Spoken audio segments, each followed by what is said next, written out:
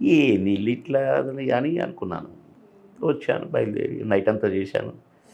అదే నిద్ర మబ్బుతో దిగాను ఈడ. దిగంగానే సార్ మిమ్మల్ని డైరెక్ట్‌గా తీసుకురమ్మని, అంటే ఎయిర్‌పోర్ట్ పక్కనే మా ఇల్లు. నేను ఇంటికి పోకుండా ఈ బ్యాగ్ ఇంట్లో పెట్టి, ఇంకొక బ్యాగ్ రెడీగా ఉంటుంది. కొన్ని బట్టలు అవి పెట్టి, షూట్ షూట్ బ్యాగ్. బ్యాగ్ 2 బ్యాగులు ఉంటాయన్నమాట. ఒకటి అక్కడ వేసేసి ఇంకొకటి తగిలించుకొని వెళ్ళిపోవడమే. ఆహా! సరే వచ్చిన రాగానే ఇప్పుడు కారు దిగుతుంటే డ్రెస్ తెచ్చి వేసుకో వేసుకో వేసుకో అంటున్నారు.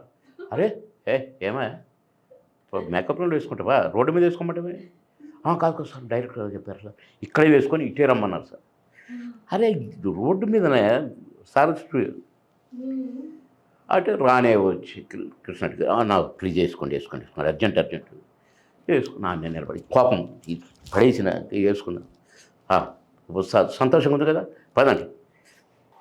మీకు తెలియదు అసలు సిట్యుయేషన్ ఏంటో. అది పోయేసరికి రెడీ రెడీ టేక్ టేకా టేక్ ఏంటన్నా, అయ్యో ఓ ఏంటన్నా ఒకసారి వింటా, వినలేదే ఏం లేదు, టేక్ చేసేద్దాం కాదు అసలు ఏంటన్నా అంటే సాంగ్ సాంగ్ ఏంటన్నా, సాంగే సార్ అయితే ఒకసారి ఒక రిహార్సల్ ఏదేం లేదు, ఒకసారి కనీసం వింటన్నా వేశారు.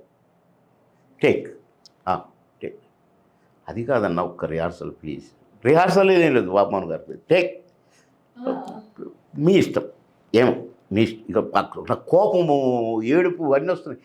సాంగ్ కదా, అందులో రాజేంద్రుడు గజేంద్రుడిలోనేమో మంచి బొమ్మవా అమ్మడు బాట బ్రహ్మాండం, నేను జయలలిత ఇది బెస్ట్ యాక్షన్ అన్నాడు అని అన్నాను. ఓకే ఏంటన్నా, నేను రిహార్సల్ చేసుకున్నా. రెండో షాట్ ఓకే, మూడో షాట్ ఓకే, ఏమో అన్నా మీరు ఏమి ఓకేనో ఏమిటి ఏం షూట్ చేశారు, ఏం చేశాను.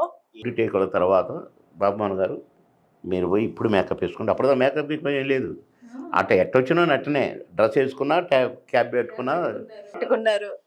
అంత కథ చెప్పినాక అప్పుడు ఓహో అనుకున్నాను.